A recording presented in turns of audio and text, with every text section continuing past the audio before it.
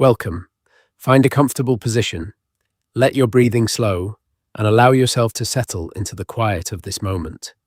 Tonight, we are going to travel gently through the long, winding story of British history, not to alarm or excite you, but simply to whisper a few truths that the textbook sometimes forgot to mention. Every one of these 99 stories is real, and each one is quietly remarkable in its own way. There is nothing to memorize, nothing to remember in the morning. Just let the words drift over you like the turning of old pages in a warm library. As we begin, very softly, at the very beginning. Lie number 1. The Romans built Hadrian's Wall to keep out the Scots. This is one of the first things many children are told when they learn about the Romans, and it sounds so tidy. A great wall stretching coast to coast, built to keep fearsome northern tribes at bay. But when you look more carefully, the picture becomes far more interesting. When Emperor Hadrian ordered the wall's construction around 122 AD, the people living north of it were not called Scots at all. The Scots, as we understand them, would not arrive until much later, migrating from Ireland several centuries down the line. The people north of the wall were mostly Pictish tribes. More importantly, historians now believe the wall was not purely a military barrier. It was more likely a frontier control system, a way of regulating trade, movement, and the flow of people across a deeply mixed border zone. People passed through its gates regularly. The wall marked the edge of Roman administrative power, but it was never simply a lock on a door. Lie number 2. Queen Boudica had fiery red hair and rode a chariot with spinning blades on its wheels. The image of Boudica is one of the most enduring in all of British history. The fierce warrior queen, her copper hair streaming behind her, standing tall in a war chariot as she led her people against the Roman invaders. But almost every detail of this picture comes not from fact, but from centuries of artistic reimagining. The Roman historian Cassius Dio did describe a tall woman with reddish hair, but he was writing more than 100 years after Boudica lived. The scythed chariot is almost certainly a later Romantic addition, with no reliable archaeological evidence to support it. The idealized vision of Boudica owes more to Victorian painters and sculptors than to anything the Romans actually recorded. What is genuinely documented is that she led a devastating uprising around 60 to 61 AD that destroyed the Roman settlements at Camulodunum, Londinium, and Verulamium. That part of her story is extraordinary on its own. Lie number 3. King Alfred burned the cakes because he was careless and distracted. The story of King Alfred burning the cakes is one of the oldest and most beloved tales in English history. A king in disguise, sheltering with a peasant woman, too absorbed in thoughts of war to notice the cakes she had asked him to watch were burning. She scolds him, not knowing who he is, and he accepts the rebuke humbly. But the tale does not appear in any source written during Alfred's own lifetime. It surfaces in a text written roughly a century after his death, and its purpose was clearly moralizing rather than historical. Alfred the Great, who ruled Wessex in the 9th century, was one of the most genuinely accomplished rulers in early English history.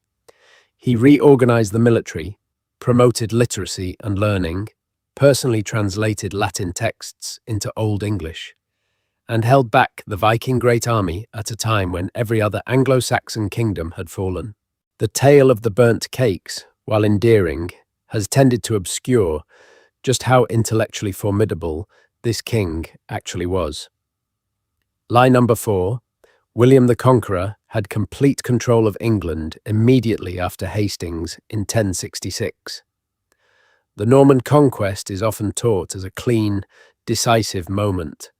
One battle, one victory, one new king, and everything changes overnight. The reality was considerably messier. After Hastings, William spent several weeks laying waste to the surrounding countryside, burning villages and crops, partly to force the English to submit through fear and hunger. Significant English resistance continued for years. The harrying of the north in 1069 and 1070 was a particularly savage campaign in which William's forces devastated much of northern England, destroying farmland on such a scale that the region took generations to recover. The transformation of English society was a gradual process unfolding over decades. William held his new kingdom together through extraordinary force and political skill, but it was never the smooth takeover that a simple timeline in a textbook might suggest. Lie number 5. Medieval people believed the earth was flat. This idea has proven remarkably stubborn, and it is almost entirely untrue. The educated people of medieval Europe, including monks, scholars, theologians, and university professors, were well aware that the earth was spherical. This was not a secret or revolutionary idea. It had been established by ancient Greek thinkers and was widely known throughout the medieval scholarly world. Medieval university curricula included works that discussed the Earth's roundness openly and matter-of-factly. The confusion likely arises from a 19th century invention. Writers, including Washington Irving, helped propagate the idea that Columbus bravely sailed against a flat Earth church. In reality, no educated person of Columbus's time thought the Earth was flat. The debate about his voyage concerned not the shape of the Earth, but the estimated distance to Asia. And on that point, his critics were actually correct. Lie number 6. The Black Death was caused entirely by rats. The story most of us learned goes like this. Plague-ridden fleas lived on rats. The rats travelled on ships, and the catastrophe began. This is partly true, but the full picture of how the Black Death spread so rapidly is considerably more complicated. Recent scientific research, including analysis of teeth and bones from mass burial sites, has suggested that pneumonic plague, which spreads through the air between people, may have played a much larger role than previously acknowledged. This would explain how the disease moved so quickly through communities where the rat population was not particularly unusual. The Black Death arrived in England in 1348 and killed perhaps a third to a half of the population over the following years, reshaping land ownership, labour relations, and the entire social structure of medieval English life. It deserves to be understood in its full complexity, rather than reduced to a simple story about ships and rodents. Lie number 7. Henry VIII broke with Rome because of his love for Anne Boleyn. The story of Henry VIII and Anne Boleyn is irresistible. A king so besotted with a clever young woman that he tore apart the entire religious structure of his kingdom just to be with her. But the reasons behind the English Reformation are far more layered than a simple love story. Henry had been growing frustrated with papal authority long before Anne entered his life. The question of who held power over the English Church was bound up with questions of sovereignty, taxation, and political control that mattered intensely to Tudor monarchs. Anne was also far more theologically engaged than popular retellings suggest. She was genuinely interested in reform ideas and in making the scriptures available in English. After her execution in 1536, the Reformation Henry had initiated continued on its own trajectory, driven by political forces that had always been about much more than one impatient king and the woman he loved. Lie number 8. Anne Boleyn had 6 fingers on her right hand.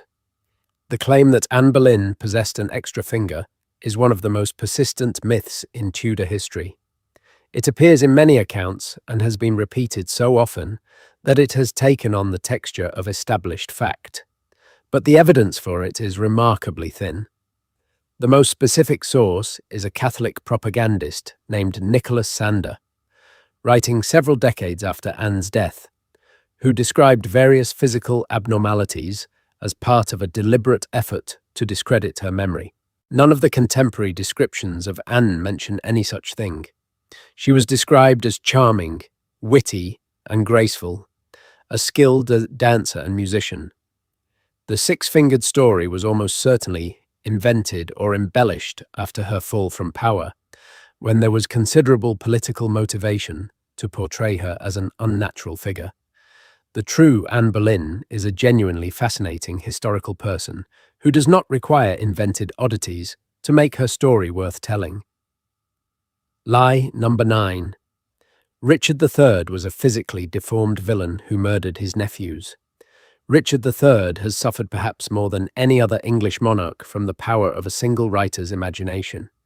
Shakespeare's portrayal of him as a twisted, scheming monster served the political purposes of the Tudor dynasty that had overthrown Richard, and it has coloured perceptions of the man ever since.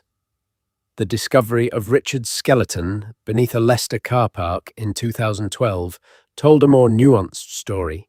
He did have significant scoliosis, but this would not necessarily have produced the grotesque deformity Shakespeare described, and there was no evidence of a withered arm. As for the murder of his nephews, the truth is simply that we do not know what happened to them. They disappeared from the tower during Richard's reign, and their fate has never been conclusively established. Richard III was a complex historical figure who governed effectively for years. He deserves a more thoughtful assessment than Shakespeare's dramatic convenience allowed. Lie number 10. England won a total and complete victory over the Spanish Armada.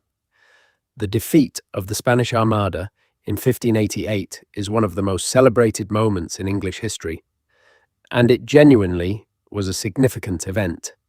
But the version taught in many classrooms is a considerable oversimplification. The English Navy did play a role. The use of fireships at Gravelines disrupted the Spanish formation, and the subsequent engagement caused some damage. But the weather did most of the real destruction. As the Armada retreated northward around Scotland and down the western coast of Ireland, violent storms wrecked dozens of ships, and thousands of Spanish sailors drowned or were killed. England did not really destroy the Armada so much as survive it, while the North Atlantic did its own work. Spain launched 2 further armadas against England in 1596 and 1597. Both were also scattered by storms. Spain remained a powerful force for decades afterward, and the Anglo-Spanish War continued until 1604. Lie number 11. Sir Francis Drake calmly finished his game of bowls before fighting the Spanish Armada. The image of Francis Drake standing on Plymouth Hoe, leisurely completing his game of bowls while Spanish sails appeared on the horizon, has become one of the defining pictures of English composure.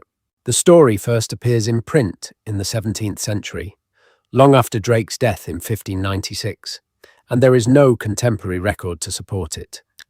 More practically, the English fleet was in Plymouth Harbour, and the tide would not have allowed the ships to leave safely until it turned. If Drake was playing bowls, he was almost certainly waiting for the tide, and any story of a heroic calm may simply have been a later embellishment added to explain the delay.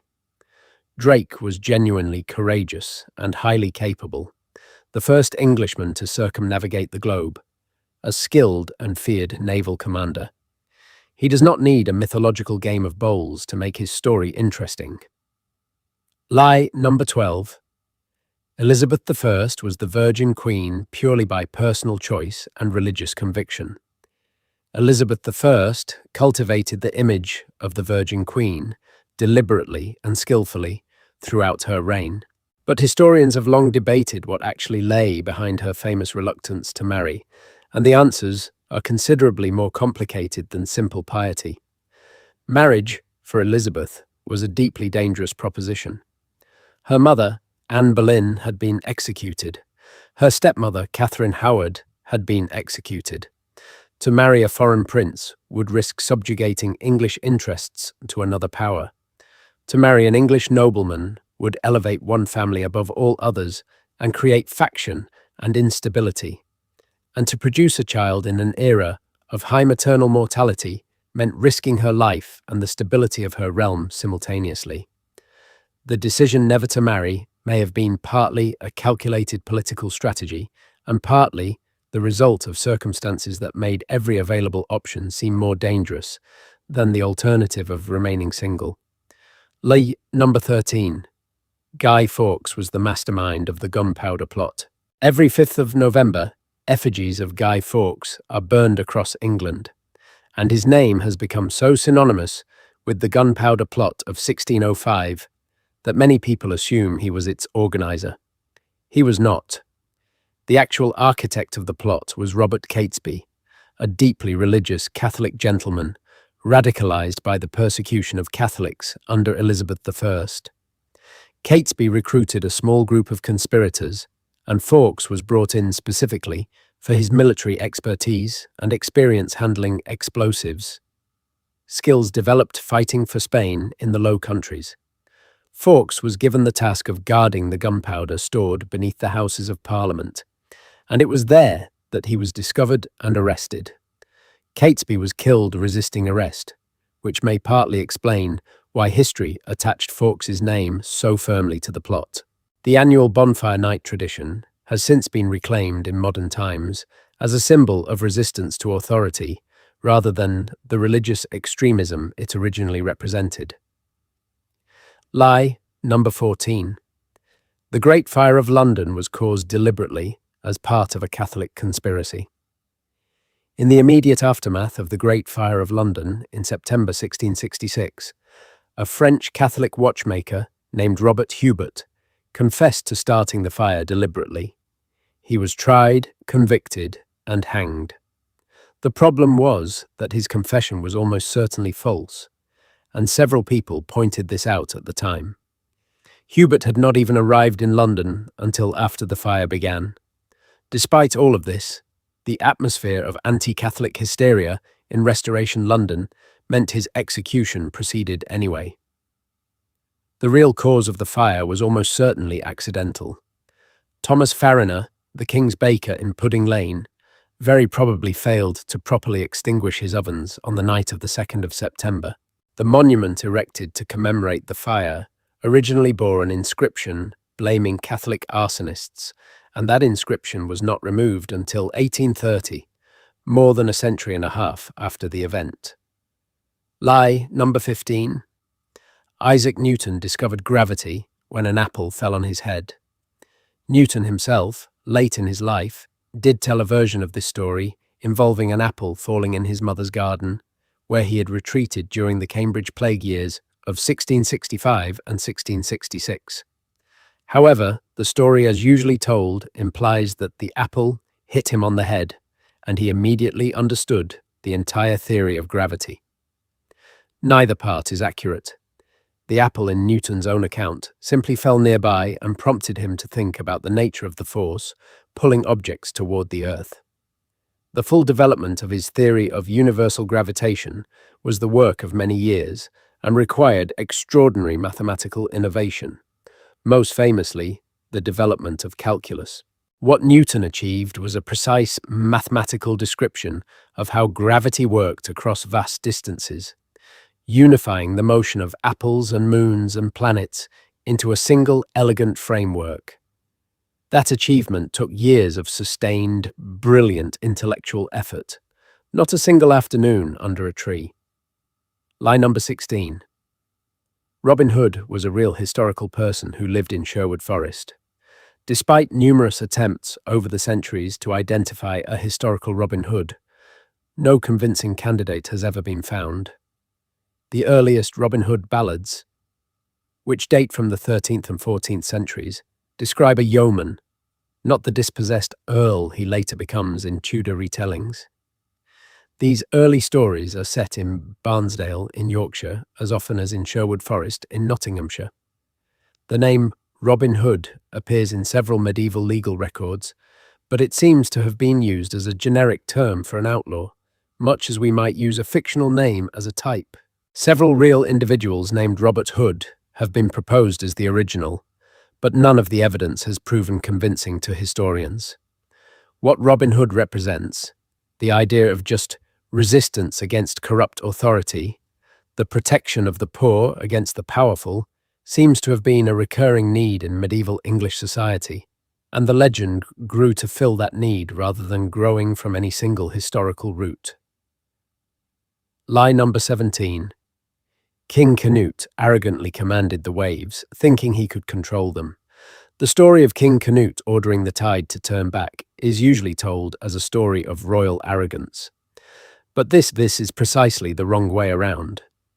The medieval chronicler, Henry of Huntingdon, who first recorded the story in the 12th century, told it as a lesson in royal humility, not arrogance. In his account, Canute placed his throne at the water's edge and commanded the tide precisely in order to demonstrate to his flattering courtiers that he was not all-powerful. When the tide came in and wet his robes, he reportedly said that no king deserved to be called great except God. The morale was explicitly the opposite of the one the story usually carries. Canute was a Danish king who ruled England, Denmark, and Norway simultaneously and governed England with considerable effectiveness. The tide story was designed to present him as a wise ruler who understood the limits of earthly power, not a vain fool who thought himself divine. Lie number 18. The Crusades were a noble religious mission to liberate the Holy Land. The Crusades, which began with the call of Pope Urban II in 1095 and continued for nearly 2 centuries, are a subject of ongoing historical debate. In older British history teaching, they were often presented as a fundamentally noble enterprise. The reality was more complicated and often more troubling. The Crusades were motivated by a mixture of genuine religious faith, papal politics, the desire for land and wealth by younger sons who stood to inherit nothing, and the complex pressures of a feudal society finding outlets for its restless warrior class. The massacre of Jewish communities in the Rhineland before the First Crusade even left Europe is one of the darker early chapters. When Jerusalem fell to the Crusaders in 1099, the slaughter of its Muslim and Jewish inhabitants was recorded by contemporaries on both sides in deeply disturbing terms. The legacy of the Crusades in the history of Christian-Muslim relations deserves careful and honest engagement rather than simple, heroic framing. Lie number 19. The Magna Carta was a founding document of democracy that gave rights to ordinary people. The Magna Carta, sealed by King John at Runnymede in June 1215, holds an almost sacred place in the story of English liberty. But the document the barons forced upon John was not a declaration of universal rights. It was, at its core, a feudal agreement designed primarily to protect the specific privileges and property rights of the noble class. Most of its 63 clauses deal with highly technical matters of feudal law. The famous clause promising no free man shall be imprisoned except by lawful judgment was significant. But the free men it referred to were an elite minority in a society where most people were unfree peasants. John never intended to honour the charter and sought to have it annulled within weeks. It was only through later reissues, gradually reinterpreted over centuries, that Magna Carta acquired its broader symbolic status as a foundation of constitutional government. Its importance grew more from the use later generations made of it than from its original content. Lie number 20. The Vikings were merely savage raiders who destroyed everything they touched. The word Viking conjures an image of horned helmeted warriors leaping from longships to burn monasteries. The raids were real, and they were violent and devastating for the communities that experienced them. But reducing the entire Viking world to raiding is like describing the history of Britain solely through its episodes of imperial violence. The people we call Vikings were also remarkable traders, explorers, craftsmen, and town builders. They established the city of Dublin and several other significant urban centres in Ireland. They founded the state of Normandy in northern France. They reached Iceland, Greenland, and the coast of North America centuries before Columbus. Their trade networks stretched from Newfoundland to Byzantium and Central Asia. Many common English words, including sky, window, knife, husband, and egg, come from Old Norse. The Vikings, who settled in England, integrated into existing society over generations, and their cultural legacy is woven into the fabric of English life in ways still visible today. Lie number 21. Shakespeare invented the English language. Shakespeare is one of the greatest writers in the history of the English language, and his contribution to its literature is genuinely extraordinary. He coined many words and phrases that have passed into common use. But the idea that he invented the English language is a considerable overstatement. The English language was already rich and complex long before Shakespeare was born in 1564. Chaucer was writing in English in the 14th century. The Bible translations of William Tyndale in the 16th century shaped English prose profoundly. The works of medieval mystery plays and the entire tradition of English poetry before the Elizabethan era all contributed to the language Shakespeare inherited and transformed. What he did do was use it with unmatched versatility, psychological depth, and poetic power in ways that have influenced how writers express themselves for 4 centuries. That is achievement enough without the additional myth of being the language's inventor. Lie number 22. Walter Raleigh introduced potatoes and tobacco to England. Sir Walter Raleigh is often credited in school lessons with introducing 2 of history's most consequential imports to English shores, the potato and tobacco. The tobacco story has some basis, in fact. Raleigh did popularize pipe smoking at the Elizabethan court, but he did not discover tobacco or bring it to Europe for the first time. Spanish explorers had been importing tobacco decades before Raleigh's involvement. As for the potato, the evidence that Raleigh introduced it to England is thin at best. Potatoes arrived in Europe via Spain from South America in the 1560s, and there were several possible routes by which they reached the British Isles that had nothing to do with Raleigh. The persistence of both stories reflects the way in which Raleigh, a genuinely colourful Elizabethan figure, became a catchment for various myths of English exploration and enterprise. He was a poet, a courtier, a privateer, and an explorer, but his significance does not rest on introducing condiments and smoking to the English. Lie number 23. Oliver Cromwell banned Christmas in England. Few historical myths are more cheerfully repeated than the one about Oliver Cromwell cancelling Christmas. The image of grey-coated Puritans confiscating Christmas puddings is almost comic in its grimness. The reality is somewhat more complicated. It is true that the Long Parliament passed an ordinance in 1647 abolishing the feast days of Christmas, Easter, and Whitsun. However, it was Parliament that passed these laws, not Cromwell personally, and the enforcement of these rules was inconsistent, contested, and genuinely unpopular. There were riots in several towns when authorities tried to close markets on Christmas Day, and many people continued to celebrate quietly at home. When Charles II was restored to the throne in 1660, traditional Christmas festivities returned relatively quickly. The period of Puritan Christmas suppression was real but relatively brief, and it was never quite the totalitarian festival cancellation that the popular story suggests. Lie number 24. The Pilgrim Fathers, who sailed to America on the Mayflower, were fleeing religious persecution in England. The separatists, who eventually sailed on the Mayflower in 1620, were indeed religious dissenters who faced genuine difficulties in Jacobean England. But the picture is more complicated than a simple narrative of persecution and escape. The group had actually left England for the Netherlands more than a decade earlier, settling in Leiden in 1608. They were not immediately fleeing the flames of martyrdom. The reasons they eventually chose to cross the Atlantic were mixed. There was concern that their children were assimilating too readily into Dutch culture and losing their English identity. There were economic difficulties.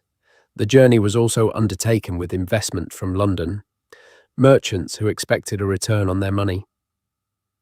The story of pure religious heroism is partly a creation of later American myth-making, that served particular purposes in constructing a national founding narrative. Lie number 25. Mary I was simply a cruel religious fanatic who burned Protestants for sport. Mary I, the first Queen, regnant of England, has been given one of history's most damaging nicknames. Bloody Mary, a label attached to her after her death, has shaped perceptions of her reign so powerfully that many people know almost nothing else about her. The burning of nearly 300 Protestants during her 5-year reign was a real and terrible thing. But the use of execution for heresy was not unusual by the standards of 16th century European governance. Her father Henry VIII executed people for religious reasons throughout his reign. Mary was also, in many respects, a capable ruler who genuinely believed she was saving the souls of her subjects by bringing England back to the Catholic faith. She died without an heir, and her Protestant half-sister Elizabeth reversed her religious settlement, which meant her reputation was shaped almost entirely by those who had reason to vilify her. Lie number 26. The East India Company was simply a trading company. When British children learn about the East India Company, it is often presented as a commercial enterprise that happened to acquire some territory along the way, a company of merchants drawn into political matters through a series of unfortunate accidents.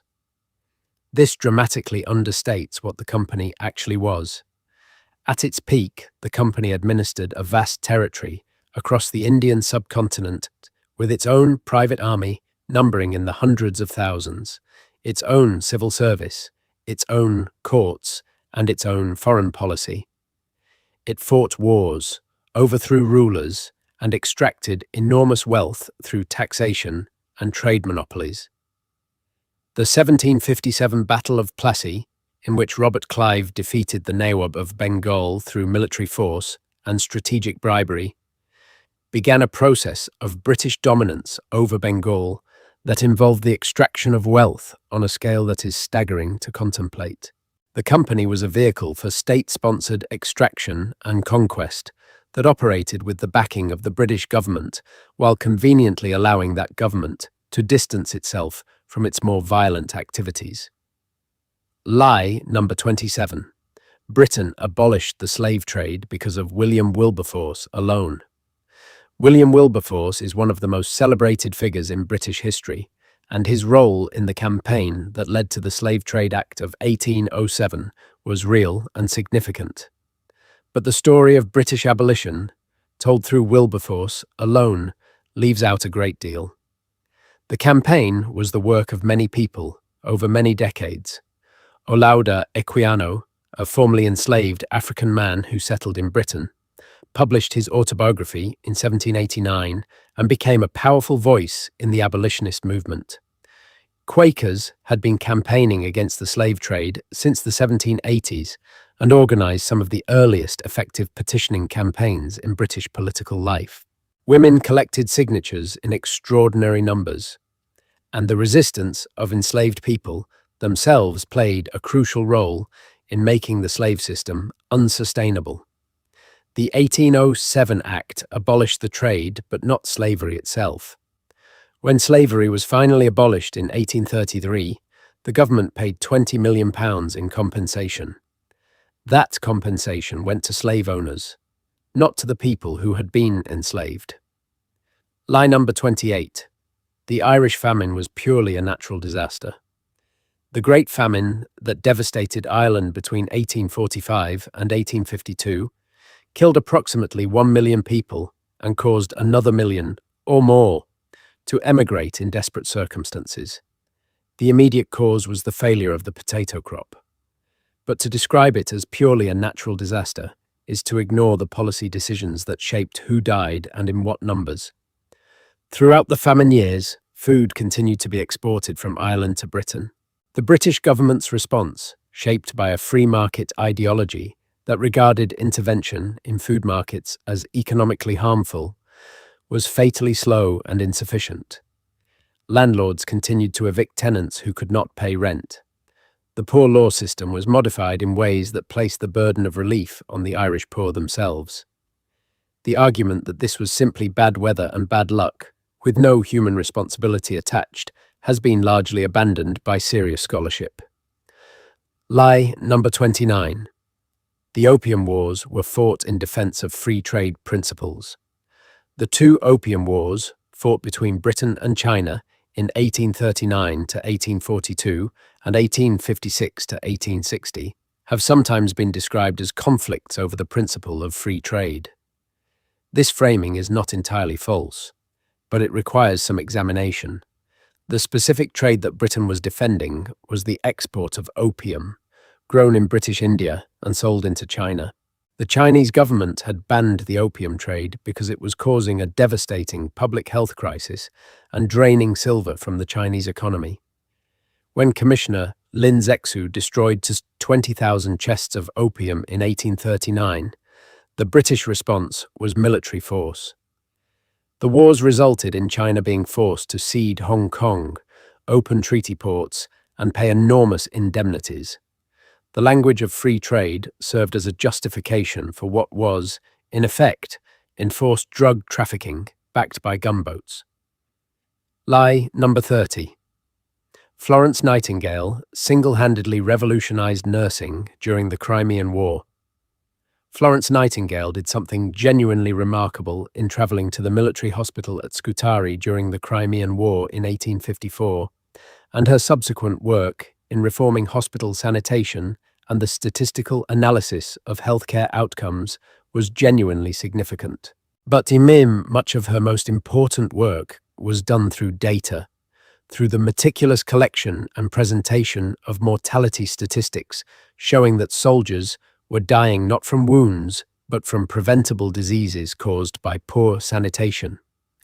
Alongside her at Scutari, and largely written out of subsequent history, was Mary Seacole, a Jamaican-Scottish woman who travelled to the Crimea at her own expense after being rejected for Nightingale's party, and who set up the British Hotel near the battlefield where she provided food, care, and nursing to wounded soldiers of all nationalities. Seacole's story was largely forgotten for over a century and has only been significantly recovered in recent decades. Lie number 31. The charge of the Light Brigade was a heroic and glorious victory.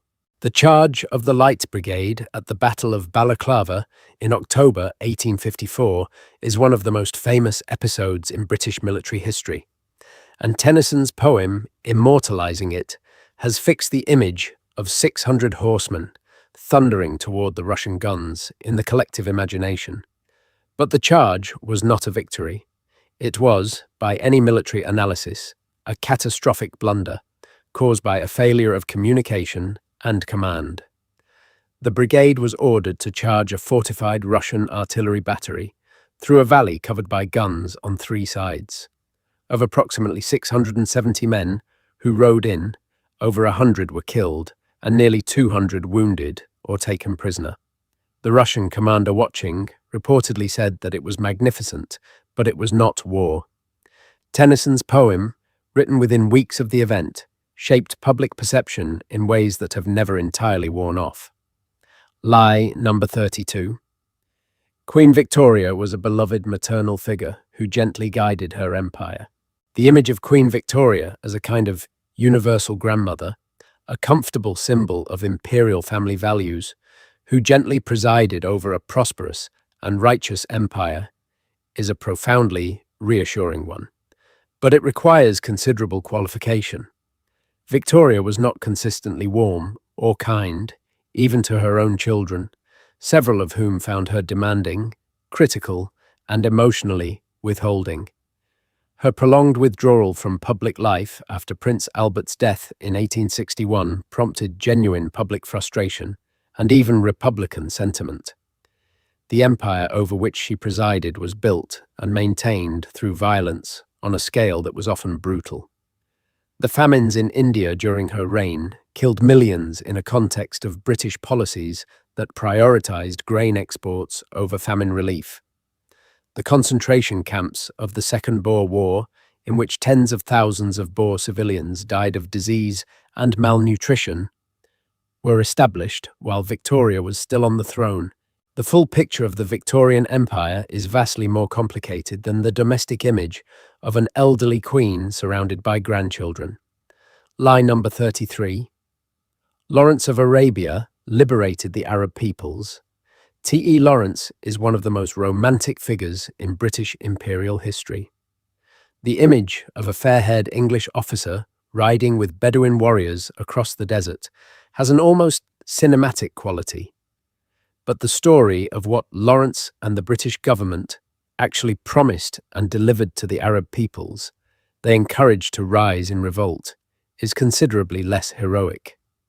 Lawrence knew that the British government had made conflicting promises about the future of the Arab territories. The Sykes-Picot Agreement of 1916, negotiated in secret while the Arab revolt was underway, divided the Middle East into spheres of British and French influence, directly contradicting the promises of independence that had been made to Arab leaders. After the war, France took control of Syria and Lebanon. Britain took Palestine and Iraq. The Arabs who had fought alongside Lawrence found themselves living under new imperial masters rather than the independent states they had been promised. Lie number 34. World War I was caused by the assassination of Archduke Franz Ferdinand. The assassination of Archduke Franz Ferdinand in Sarajevo on the 28th of June 1914 set the formal machinery of war in motion, and it appears in virtually every account of the war's origins. But to say the war was caused by this assassination is like saying a fire was caused by the match that lit it, without asking why the room was full of dry timber and spilled petrol. European powers had been building up their armies and navies for decades. Germany's naval expansion had created deep anxiety in Britain. The alliance system meant any conflict between two powers risked drawing in all the others. Elaborate military plans had been developed on the assumption that war was coming. The assassination was the trigger. But historians have debated for over a century the structural forces, from militarism to imperial competition to the rigidity of mobilization plans that made a local crisis expand into a world war in the space of 6 weeks. Lie number 35. Britain entered World War I purely to defend the neutrality of Belgium. When Britain declared war on Germany on the 4th of August 1914, the official justification was Germany's violation of Belgian neutrality. The defense of Belgium was a genuine legal and moral argument, and it was the publicly stated reason for British entry. But historians have long observed that it was not the only reason. Britain had significant strategic interests in preventing any single continental power from dominating Europe, particularly France and the Channel ports. There was also the commitment made in secret staff talks between British and French military planners since 1906, in which British officers had been discussing the dispatch of an expeditionary force to France in the event of a German attack. These talks were unknown to most of the cabinet. The Belgian argument provided a morally compelling justification for a decision that had deeper strategic roots, and it helped bring a divided cabinet along with the government's decision for war. Lie number 36. The Christmas Truce of 1914 was a widespread and long-lasting event.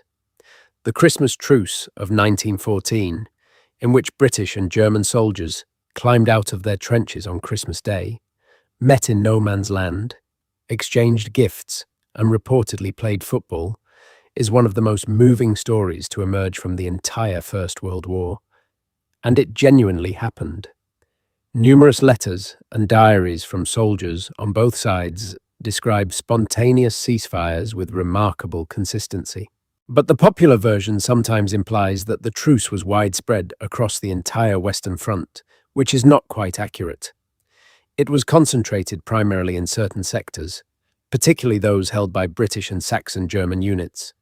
In many other sectors, there was no truce at all, and the fighting continued normally. Senior commanders on both sides were displeased by the episode and took steps to ensure it would not be repeated. There were smaller, isolated Christmas ceasefires in subsequent years, but nothing on the scale of 1914. Lie number 37. Dunkirk was a great military victory. The evacuation at Dunkirk between the 26th of May and the 4th of June 1940, in which over 300,000 Allied soldiers were lifted from the beaches of northern France, is one of the most extraordinary stories of World War II. Winston Churchill's speech about fighting on the beaches helped establish Dunkirk as a moment of national defiance that has never faded from British imagination. But Churchill himself, in the same speech, was careful to note that wars are not won by evacuations. Dunkirk was a military catastrophe that resulted in the loss of vast quantities of equipment and in the German occupation of France, Belgium, and the Netherlands. The fact that the British Expeditionary Force was rescued rather than captured was a remarkable stroke of fortune and an operational achievement of real significance. But the transformation of Dunkirk from a defeat into a kind of spiritual victory is an understandable piece of national mythology that should not obscure the stark military reality of what had happened in France in the spring of 1940. Lie number 38. The Battle of Britain was won purely by the few.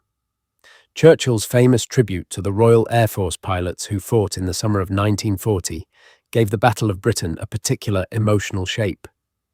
The image of young pilots scrambling from airfields to intercept German bombers is genuinely powerful, and the courage involved was real. But the battle was not won by fighter pilots alone. The ground crews who serviced and repaired aircraft, working around the clock, were essential. The radar system, chain home, was a decisive technical advantage that gave fighter command warning of incoming raids. The women of the Women's Auxiliary Air Force worked in operations rooms plotting aircraft movements, and the fighter pilots themselves came from many countries, with Polish, Czech, New Zealand, Canadian, Australian, and other pilots making up a significant proportion. The Poles, driven by ferocious motivation, having already fought in France, had an outstanding record. The victory belonged to far more than a few. Lie number 39. Britain stood completely alone against Hitler in 1940. The idea that Britain stood alone against Nazi Germany in 1940, defiant and isolated, contains real emotional truth. After the fall of France, Britain was the last major power actively fighting Germany on the European Western Front. But alone is not quite accurate. The British Empire was a functioning political and military reality, drawing soldiers, sailors, and airmen from across the world.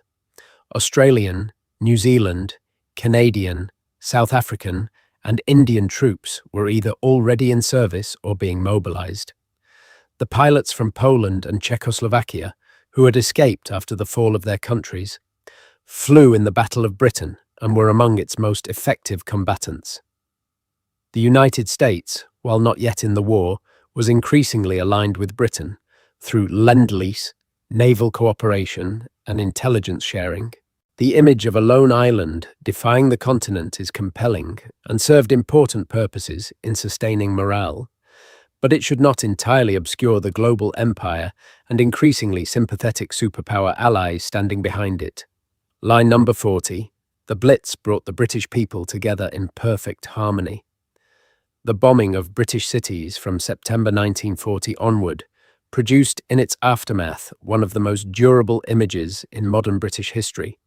The spirit of the Blitz, a nation united in cheerful defiance. This image was partly a creation of wartime propaganda, and it has been sustained by a powerful tradition of popular memory. But social historians examining the contemporary record have found a considerably more complicated picture. There were real instances of community solidarity and extraordinary courage. But there was also panic, looting of bombed properties, crime, and significant class tension around access to shelters. The wealthy retreated to reinforced private shelters not available to working-class Londoners sleeping in wet and overcrowded tube tunnels. Surveys conducted at the time found widespread defeatism and anger, as well as the solidarity celebrated by official reports. The full truth of the Blitz was that it produced a human spectrum of responses, from heroic to venal, because human beings always do. Lie number 41. Churchill's wartime speeches were broadcast live on radio as he delivered them to Parliament. The recordings of Winston Churchill's wartime speeches are among the most famous audio recordings in history.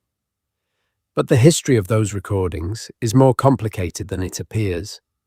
Most of Churchill's major parliamentary speeches were not broadcast live. Radio broadcasts of parliamentary proceedings were not permitted at the time. Churchill sometimes delivered shorter, specially prepared radio addresses, but several of his most famous speeches, including "We Shall Fight on the Beaches," were delivered in the House of Commons and only heard by the general public second-hand, through newspaper reports and later summaries. More intriguingly, the recordings most widely known today were made after the war. Churchill re-recorded several of his famous speeches in the early 1950s for posterity and commercial release.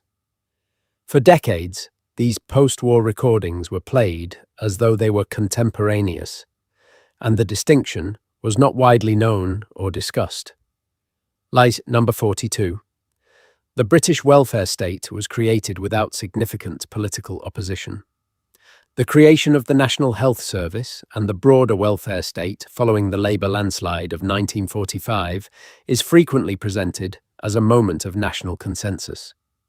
The principle of universal healthcare free at the point of use did command wide support, but the actual creation of the NHS in 1948 was not smooth or unopposed.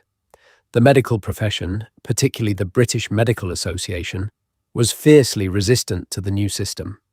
Doctors worried about losing their professional independence and their income. The BMA conducted polls of its members and found overwhelming opposition to Aneurin Bevan's proposals. Bevan ultimately overcame this resistance partly through genuine persuasion and partly, as he famously put it, by stuffing the doctors' mouths with gold, meaning a fee-per-service arrangement that allowed private practice to continue alongside NHS work. The compromise was significant and shaped the NHS in ways that are still felt today. Lie number 43. Rationing during World War II was fair and equal for everyone. Rationing was introduced in Britain in January 1940 and is often celebrated as having guaranteed everyone access to basic foodstuffs. The system was more equitable than distribution by price alone, and there is evidence that the nutritional status of the poorest sections of society actually improved during the war years. But it was not perfectly equal. Those with money could still eat well in restaurants, which were not subject to the same restrictions as domestic households. The wealthy could afford to spend their entire ration allocation on the best available food. Black market trading was widespread and almost entirely available only to those with disposable income. The experience of wartime hardship was also shaped by geography and class, in ways that the image of universal shared sacrifice tends to smooth over.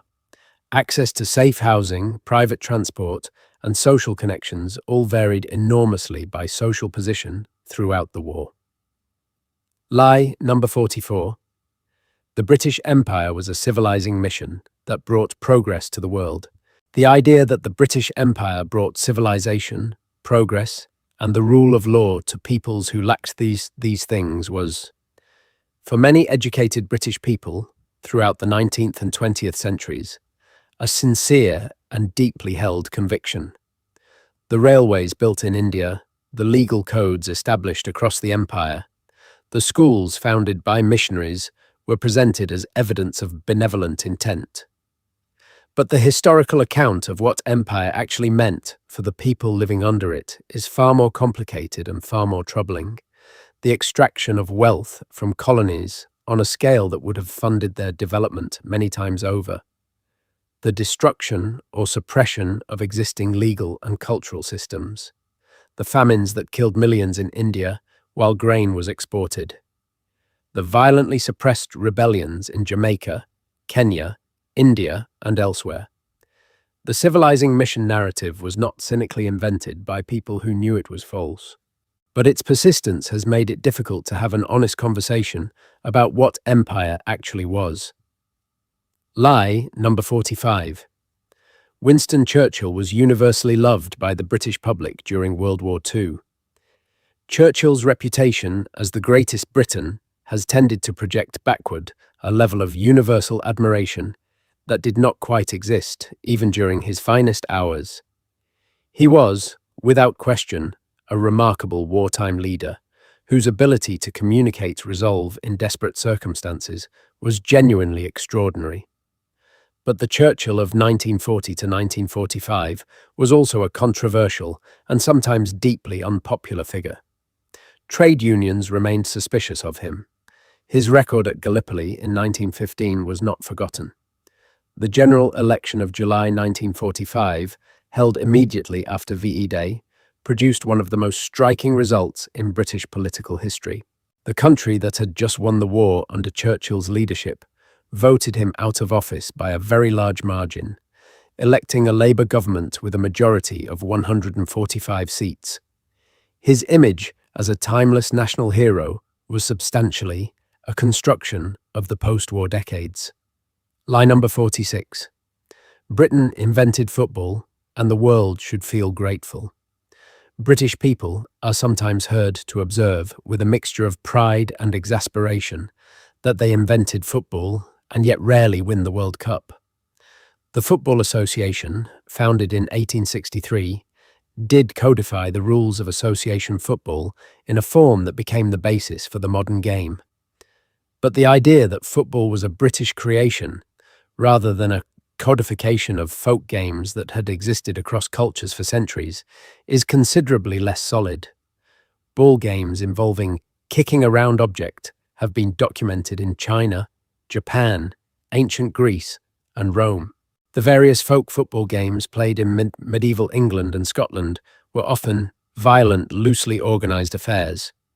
What Victorian England did was provide the institutional infrastructure, the clubs, the leagues, the international spread through naval officers and merchants and missionaries that carried association football around the world.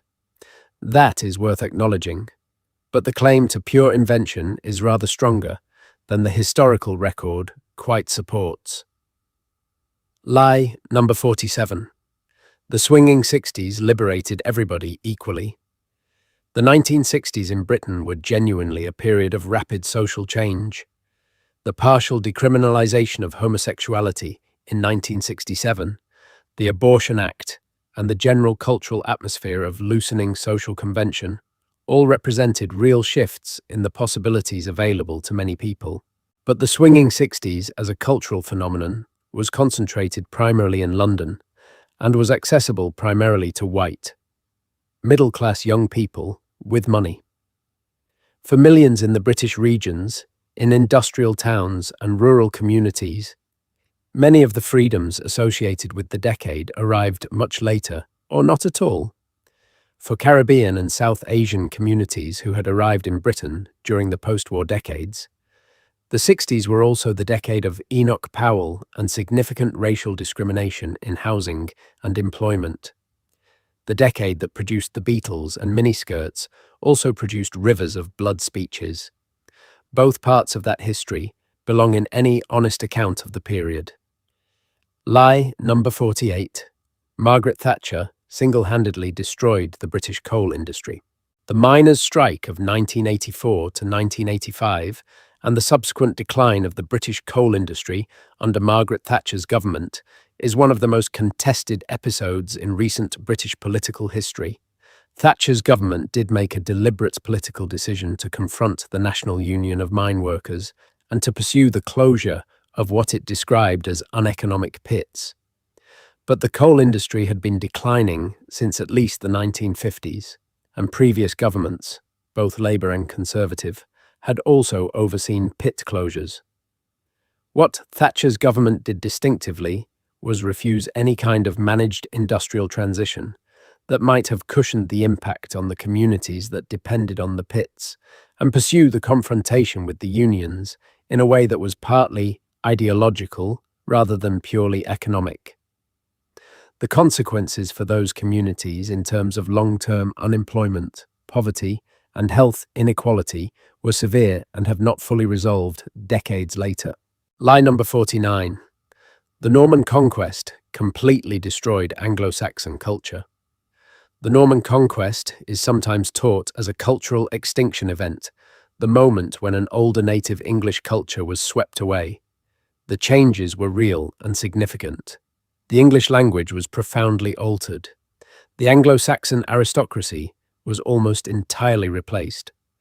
Architecture changed dramatically.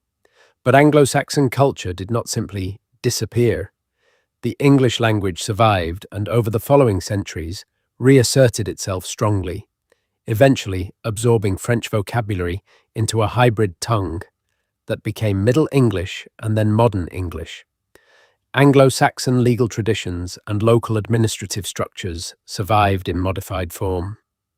The ordinary people of England, the peasants and craftsmen and local clergy who made up the vast majority of the population, did not become Norman overnight. Their culture mixed with and was modified by Norman influence over generations, producing something new that was neither purely Anglo-Saxon nor purely Norman, but distinctively English. Lie number 50. The partition of India was inevitable and handled as well as it could have been. Indian independence and the partition of the subcontinent into India and Pakistan in August 1947 resulted in one of the largest and most violent mass migrations in human history. Somewhere between 10 and 20 million people were displaced. The death toll from communal violence is estimated at between 200,000 and 2 million people. The argument that partition was simply inevitable has been significantly challenged by research into specific policy decisions made in the final months of British rule. The decision to advance the date of independence from June 1948 to August 1947 gave far less time for orderly transition. The drawing of the partition boundary was entrusted to a barrister named Cyril Radcliffe, who had never visited India and was given 5 weeks to divide the subcontinent. His boundary award was announced only after the formal independence ceremonies, meaning millions of people became minorities in countries they were already on the wrong side of before anyone told them to move. These were choices, not inevitabilities. Lie number 51. The Mau Mau uprising in Kenya was simply a terrorist campaign. The Mau Mau uprising in Kenya, which began in the early 1950s and lasted until the early 1960s, was for many decades described in British accounts primarily as a violent and atavistic campaign of terror. The Mau Mau fighters were portrayed as primitive and brutal, and the violence that occurred was used to define the entire episode. But the uprising was rooted in genuine and long-standing grievances about land seizure, forced labour, and the broader injustices of British colonial rule in Kenya. The British response involved a systematic and well-documented program of detention, torture, and violence against the Kikuyu population carried out on a very large scale. Documents about this program were for decades suppressed or destroyed. Historian Caroline Elkins, whose research on the detention camps won the Pulitzer Prize, documented a system of abuse that the British government eventually acknowledged, paying compensation to surviving victims in 2013 after a legal case forced the issue into the open. Lie number 52. The British always treated prisoners of war humanely.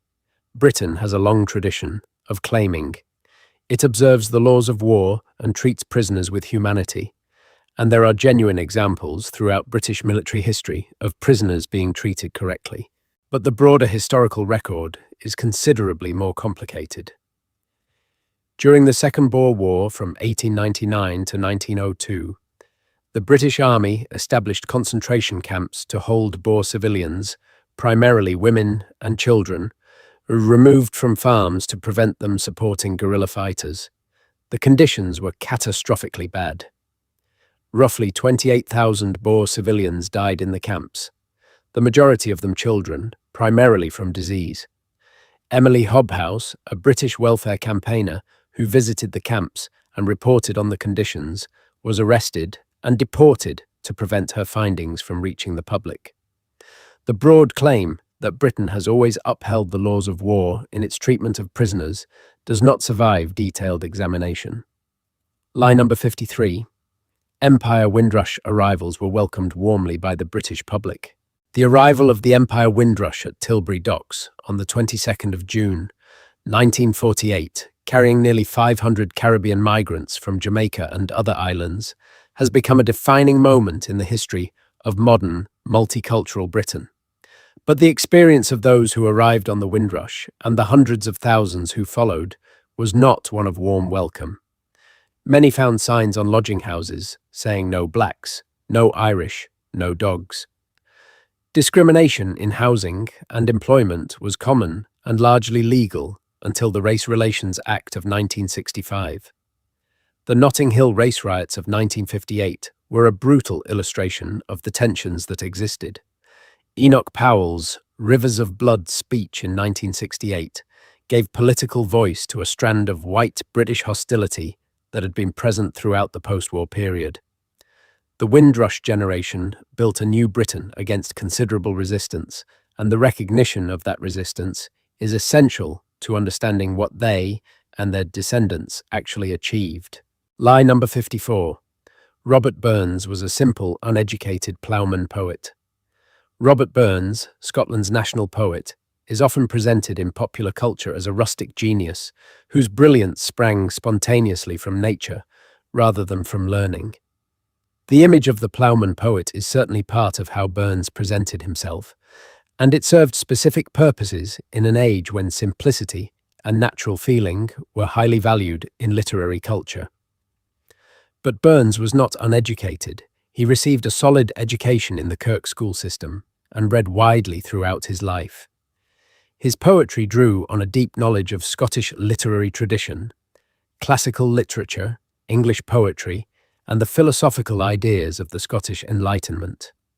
When Burns went to Edinburgh in 1786, after the success of the Kilmarnock edition, he moved in intellectual circles that included leading figures of the Scottish Enlightenment, and he held his own in that company with considerable ease.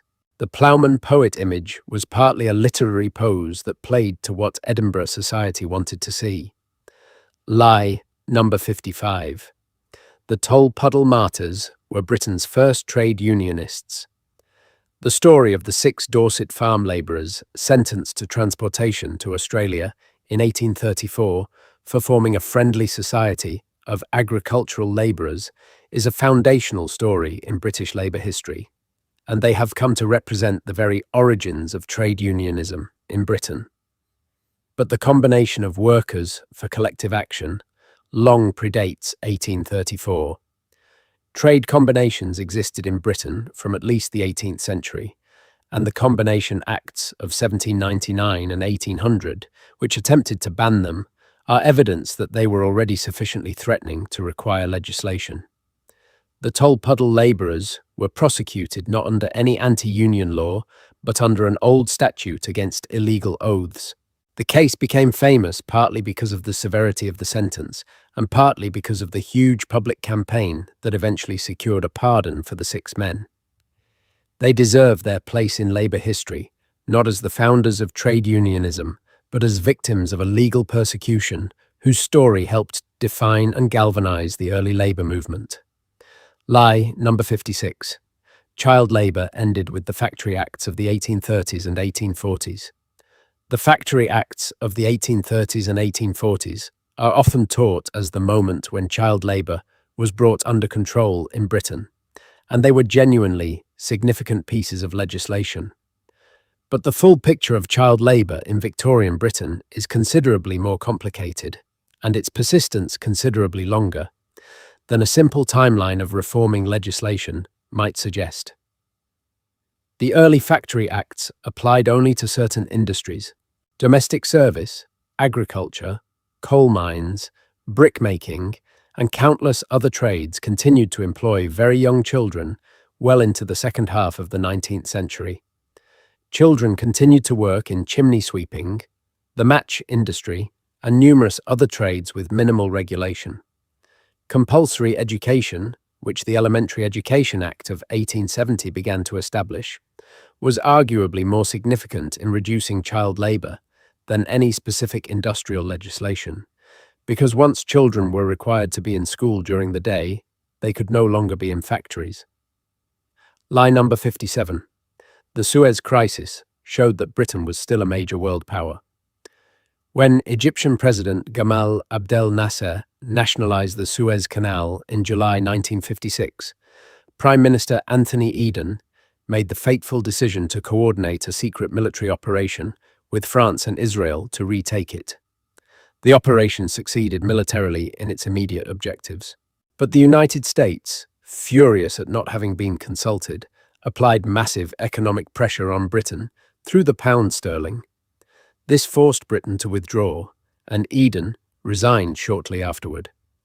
The lesson many drew was the precise opposite of the one the exercise had been intended to demonstrate. Suez showed that Britain was no longer able to conduct major military operations without American approval. It demonstrated the limits of British power in stark and public terms. The humiliation was so complete that it accelerated decolonization and fundamentally reshaped British foreign policy toward much closer alignment with American priorities. Lie number 58. The Windrush scandal was a recent isolated incident. When the Windrush scandal emerged fully into public consciousness in 2018, with the revelation that British citizens who had come from Caribbean countries as children decades earlier were being wrongly detained, deported, or denied access to healthcare, it was presented in much of the media as a bureaucratic error. But the deeper historical and political context tells a different story. The Windrush generation were British citizens who had come to the country at the invitation of the British government. The destruction of the landing cards that could have documented their right to remain was not an accident, but a deliberate administrative decision. The hostile environment policies introduced from 2012 onward created a system in which people who had lived legally in Britain for 50 years were suddenly unable to prove their status. The scandal was not an isolated incident. It was the visible surface of a much deeper problem in how Britain has thought about race, belonging, and citizenship across the entire post-war period. Lie number 59. The Battle of Agincourt was won purely by the English longbow. The Battle of Agincourt, fought on the 25th of October 1415, is one of the most celebrated English military victories. An exhausted, heavily outnumbered English and Welsh army met a much larger French force and defeated it decisively. The longbow was certainly significant, and the massed archery that disrupted the advancing French knights was a crucial tactical element. But the outcome owed as much to French tactical errors as to English skill. The French chose to fight on a narrow front between two areas of woodland that compressed their numbers and prevented their superiority from telling.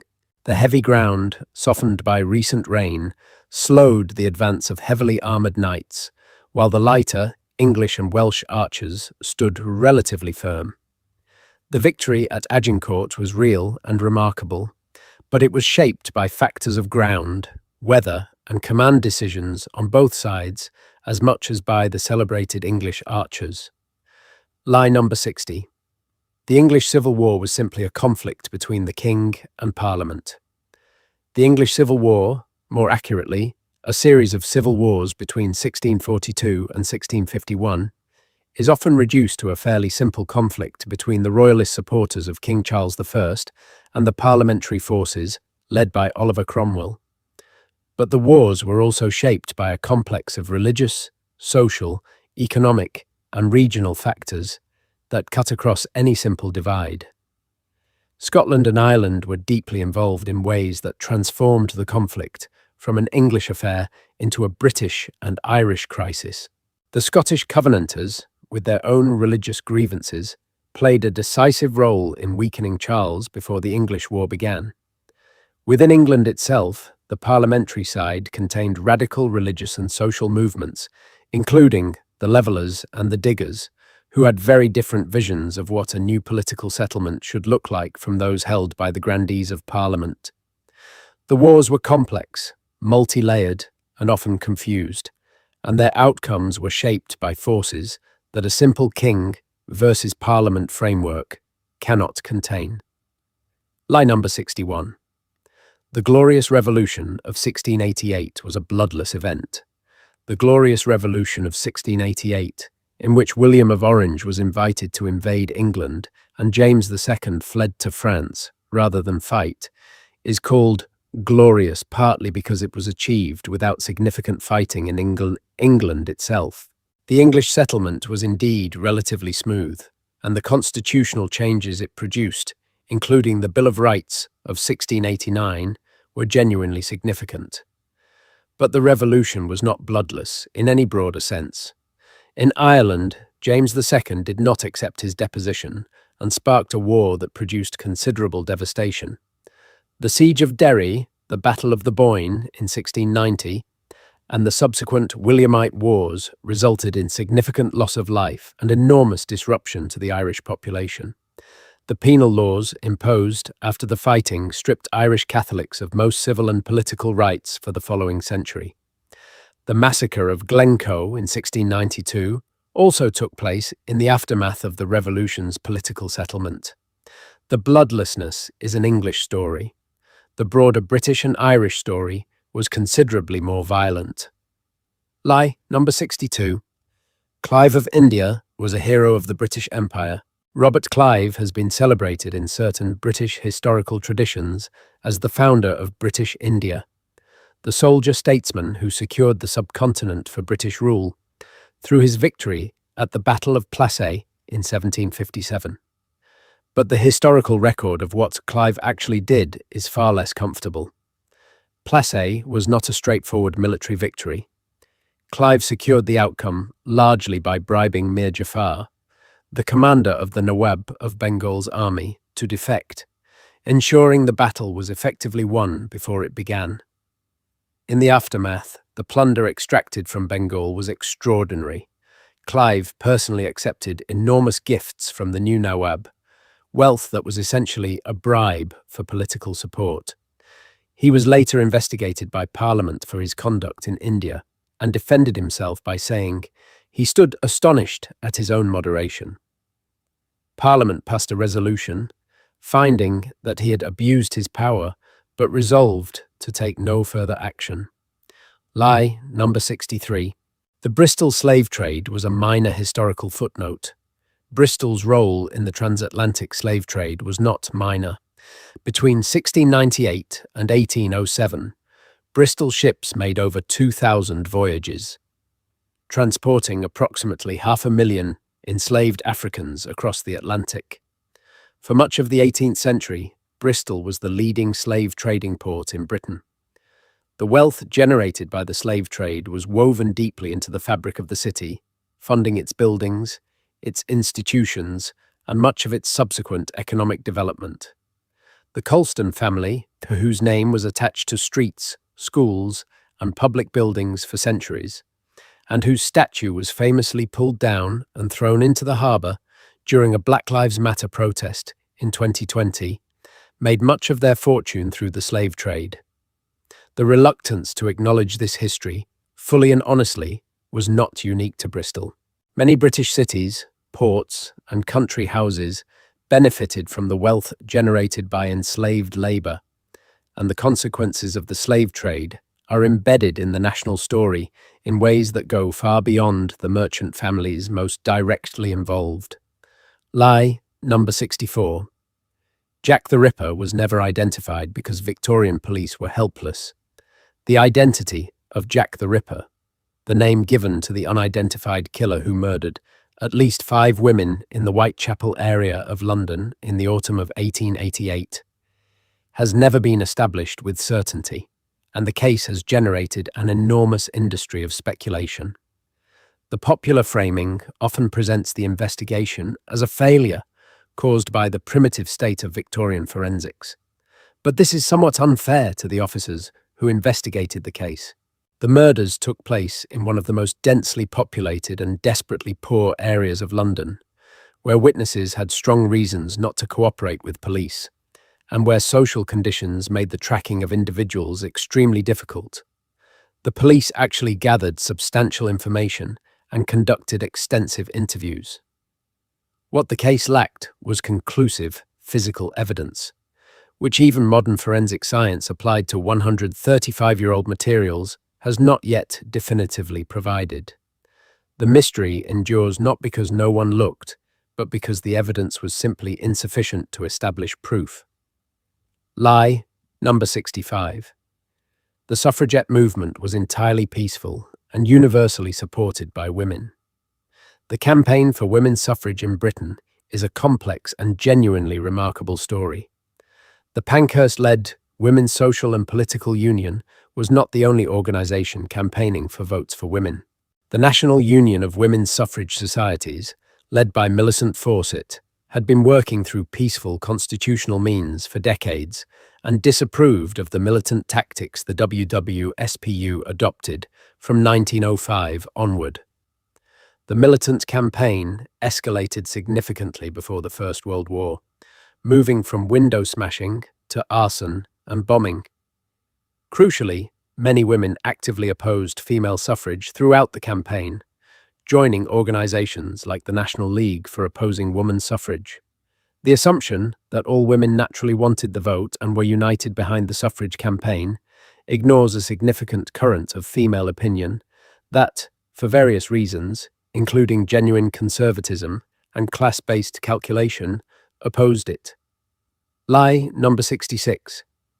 Bonnie Prince Charlie was beloved across all of Scotland. Charles Edward Stuart led the Jacobite Rising of 1745 with a romantic flair that has made him one of the most compelling figures in Scottish history.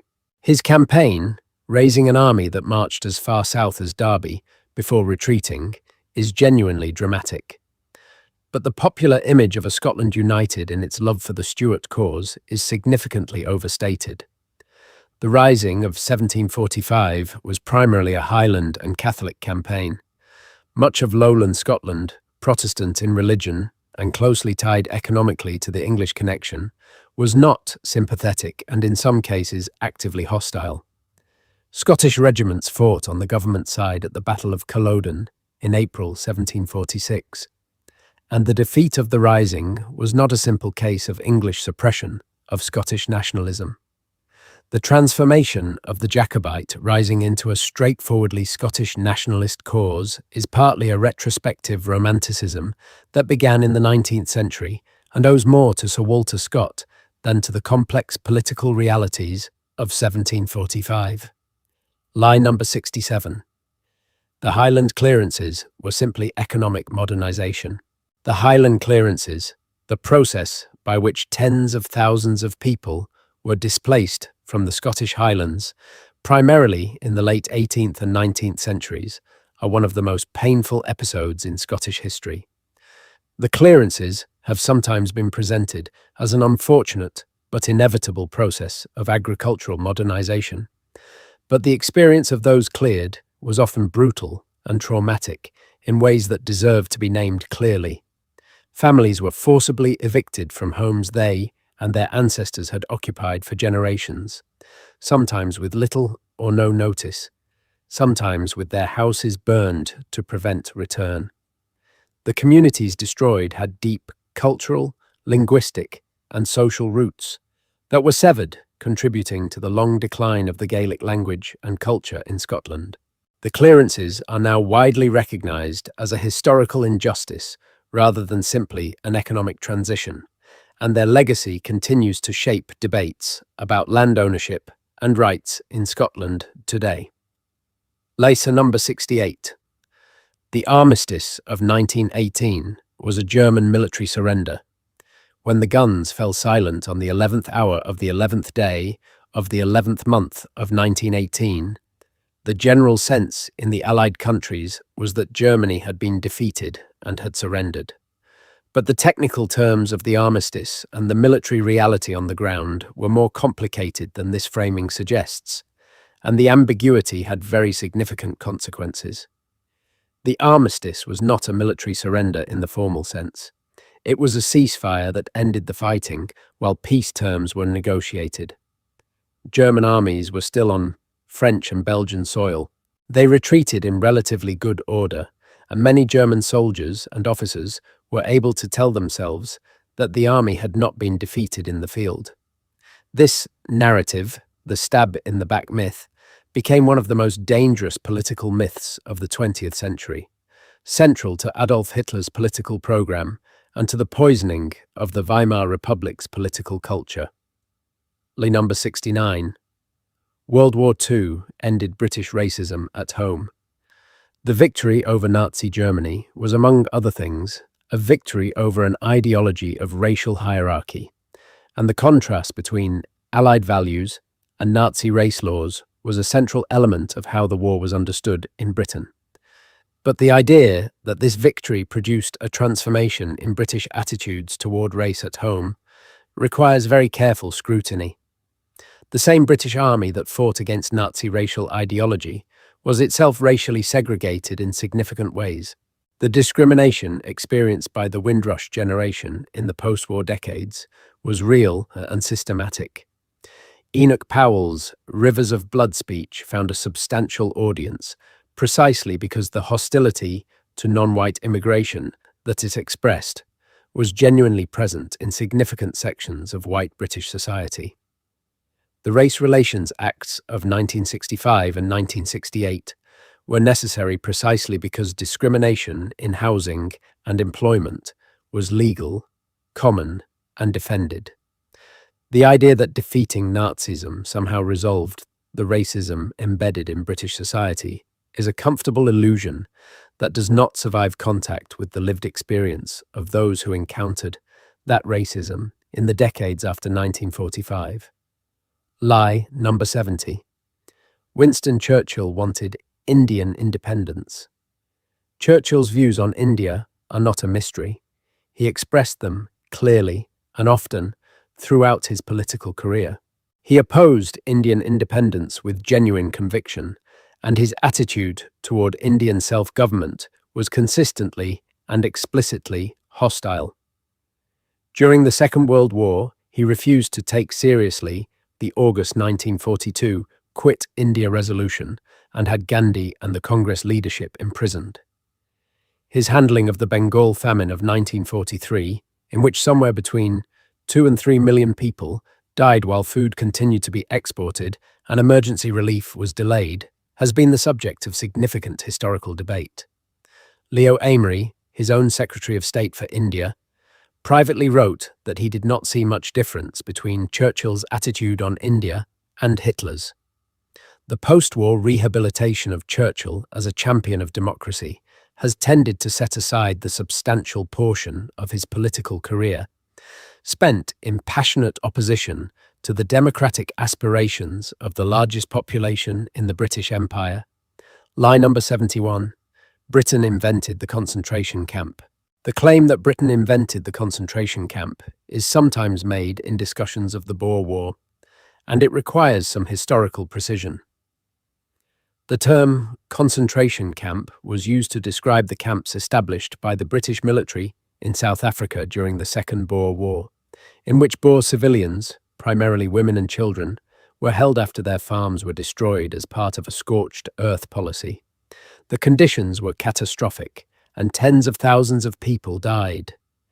Spain had used something similar in Cuba in the 1890s, and the United States used similar policies in the Philippines around the same period. What is unambiguous is that the British concentration camps were real, that the suffering in them was terrible and largely preventable, and that the public exposure of conditions by Emily Hobhouse resulted in significant improvements that reduced the mortality rate substantially in the final year of the war. Lie number 72. The Good Friday Agreement permanently ended all conflict in Northern Ireland. The Good Friday Agreement of April 1998 was a remarkable political achievement that brought an end to the Troubles, the period of armed conflict in Northern Ireland that had claimed over 3,500 lives since the late 1960s. The ceasefire and the peace that followed represented a genuine and profound change in the lives of people across Northern Ireland, an island, but calling it a permanent resolution requires some qualification. Dissident Republican groups rejected the agreement and continued to carry out attacks in the years following 1998. The political institutions created by the agreement have at various points collapsed, most notably in 2002 and again in 2022. With the Northern Ireland Assembly suspended for years at a time, Brexit and the subsequent controversies over the Northern Ireland Protocol and the Windsor Framework reactivated many underlying tensions. The Good Friday Agreement was a beginning, and a genuinely important one, but the work of building durable peace in Northern Ireland continues to be necessary and to remain incomplete. Lie number 73. The Great Exhibition of 1851 represented the whole empire equally. The Great Exhibition of 1851, held in the Crystal Palace in Hyde Park, was one of the defining events of the Victorian era and a spectacular display of industrial confidence and imperial ambition. It drew millions of visitors and presented the British Empire as a benevolent and civilizing force, gathering the wealth and ingenuity of the world under one roof. But who was represented and how tells a more complicated story. The contributions of colonized peoples were typically displayed as raw materials, exotic curiosities, or specimens of primitive craftsmanship, framed in contrast to the industrial manufacturing power of Britain. The people of India, Africa, and other colonized territories were not participants as equals. They were, in important ways, themselves exhibits, demonstrating the variety and richness of the empire Britain had accumulated. The exhibition reflected the values of a system that extracted raw materials from colonies and processed them into manufactured goods in British factories, presenting this arrangement as universal human progress. Lie number 74. The Tower of London's primary purpose was as a prison. The Tower of London is one of the most visited historical sites in Britain, and its popular reputation is overwhelmingly that of a place of imprisonment, torture, and execution. The association with imprisonment is real. Significant numbers of high-status prisoners were held there over the centuries, and executions were part of its history. But the tower was primarily built and used for very different purposes. William the Conqueror began it as a royal fortress and symbol of Norman power. For centuries it served as a royal palace, one of the principal residences of the medieval English monarchy. It was also the site of the Royal Mint from the 13th century until 1810. The Office of Ordnance managed the weapons of the realm there. The royal menagerie containing exotic animals was housed there for over 600 years. The crown jewels have been stored there since at least the 13th century. The tower was a multifunctional royal fortress and centre of government, and its identity, as primarily a grim prison, is partly a product of the dramatic stories that have clustered around it over time. Lie number 75. The Magna Carta has always been considered a great founding document. There is a curious historical fact about the Magna Carta's reputation that is often overlooked. In the immediate aftermath of 1215, Magna Carta was annulled by Pope Innocent III within weeks, declared null and void as a shameful and unjust agreement by the papal authority that King John had been courting. For much of the medieval period, it was invoked primarily in very specific legal and political contexts, rather than being celebrated as a universal statement of rights. The great elevation of Magna Carta to the status of a foundational constitutional document began most seriously in the 17th century, when lawyers and parliamentarians opposing the Stuart kings found in it a powerful historical argument for the ancient rights of Englishmen. Edward Coke was particularly important in constructing the interpretation of Magna Carta as a proto-constitutional document. The status Magna Carta now enjoys is largely a 17th century invention built on top of a 13th century political instrument, and the gap between the two is wider than most celebratory accounts acknowledge. Lie number 76. England and Britain are the same thing. The conflation of England with Britain, and of both with the United Kingdom, is so widespread that it is almost reflexive for many speakers, including many English people themselves. It is common to hear people say Britain when they mean England, and England when they mean the United Kingdom, with a casualness that can be genuinely irritating to Scottish, Welsh, and Northern Irish people, for whom the distinction is not merely pedantic, but carries real meaning. Britain, or Great Britain, refers to the island containing England, Scotland, and Wales. The United Kingdom includes Northern Ireland as well. Each of these unions had its own particular history of resistance and acceptance. Scotland has its own legal system, its own education system, its own church, and its own parliament, established in 1999. Wales has its own parliament and its own language. The tendency to use England when Britain is meant is not merely imprecise. For many people across the British Isles, it erases a significant part of their identity and history. Lie number 77. The British invented democracy. The claim that Britain invented democracy, or that the Westminster Parliament is the mother of parliaments, appears frequently in British political rhetoric.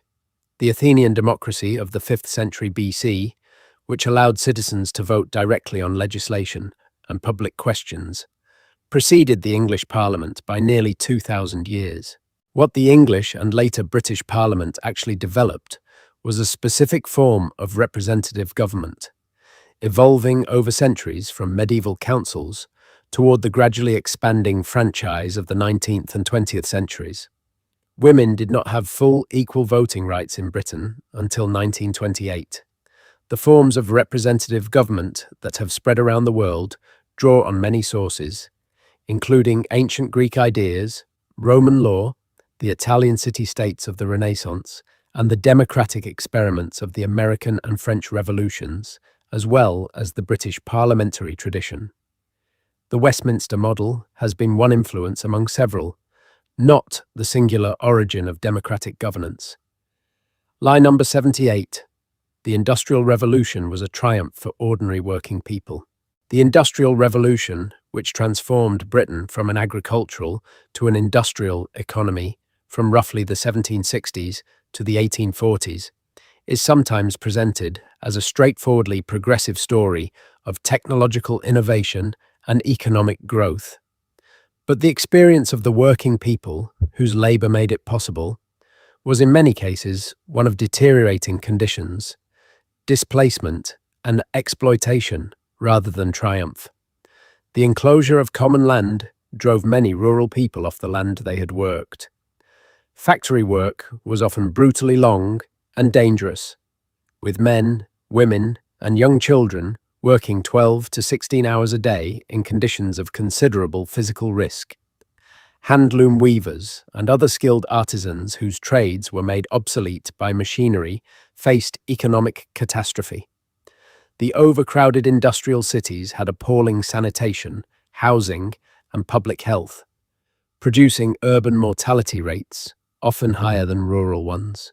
None of this cancels the genuine importance of the economic transformation, but it belongs in the story as fully as the technological achievements. Lie number 79. Shakespeare was a solitary literary genius who owed nothing to collaboration.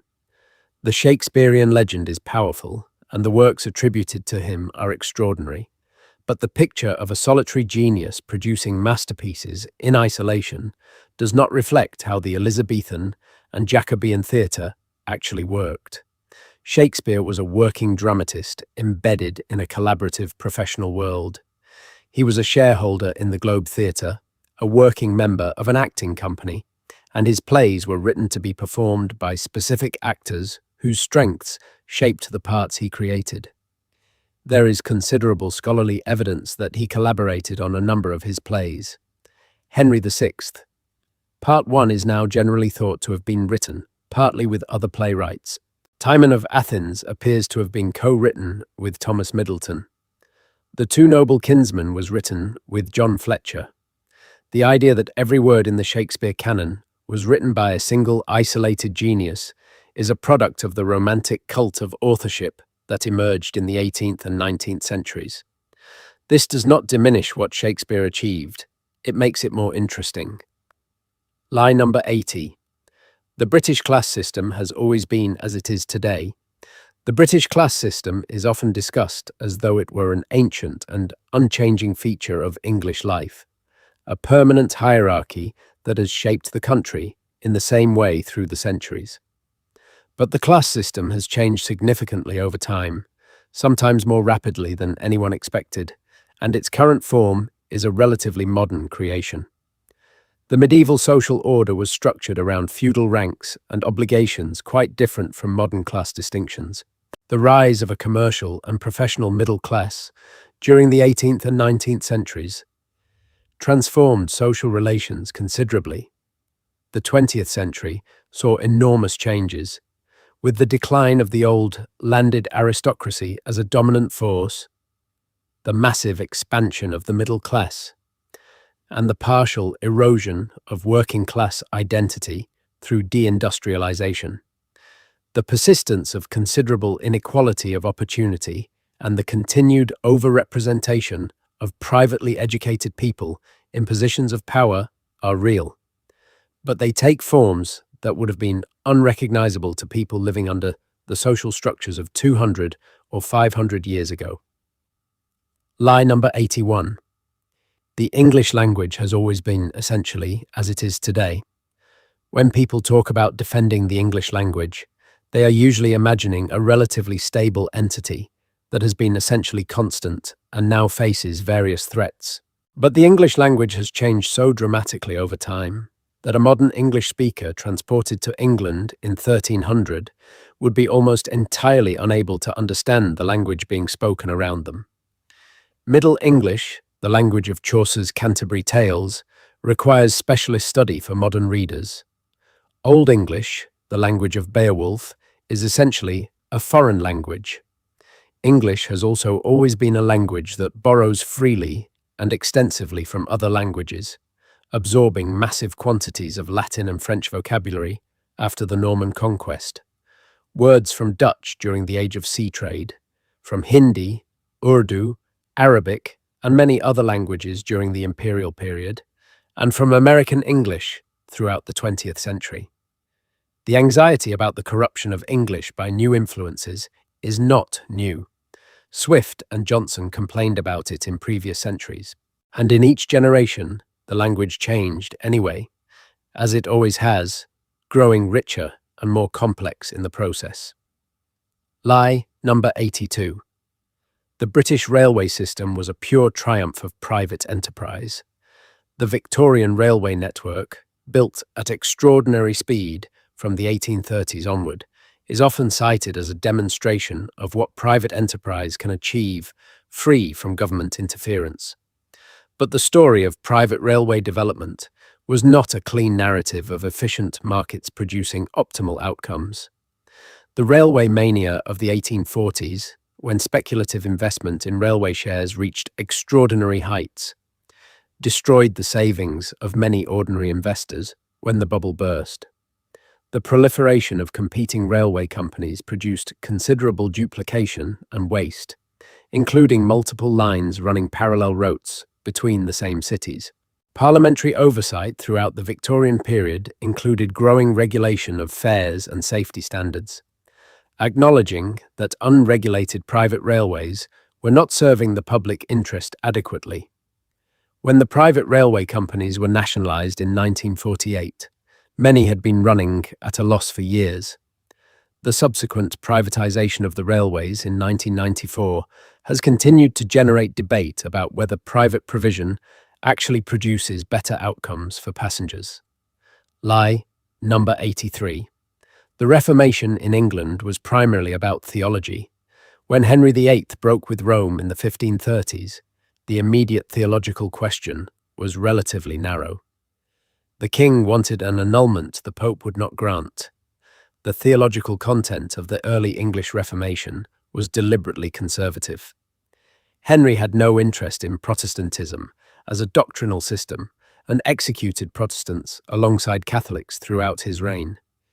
But the Reformation was also always about money. The dissolution of the monasteries between 1536 and 1541 transferred an enormous amount of land and wealth from the church to the crown and from the crown to a new class of landowners who had purchased former monastic lands. Those new landowners had a direct material interest in the Protestant settlement remaining in place, because a Catholic restoration would threaten their property. The Reformation thus created its own social basis for survival, independent of anyone's theological convictions, tying the interest of significant sections of the English elite to the survival of the Protestant settlement, regardless of what any individual believed about doctrine. Lie number 84. India's railways were a gift of British imperial progress. The railways built across India under British rule are frequently cited as one of the great benevolent legacies of empire. The railways were real, and they were extensive, eventually becoming one of the largest rail networks in the world. But they were financed largely by Indian taxpayers rather than by British investment. The guaranteed interest on railway bonds was paid by the Indian government, meaning Indian revenue covered the profits returned to British investors, whether the railways made money or not.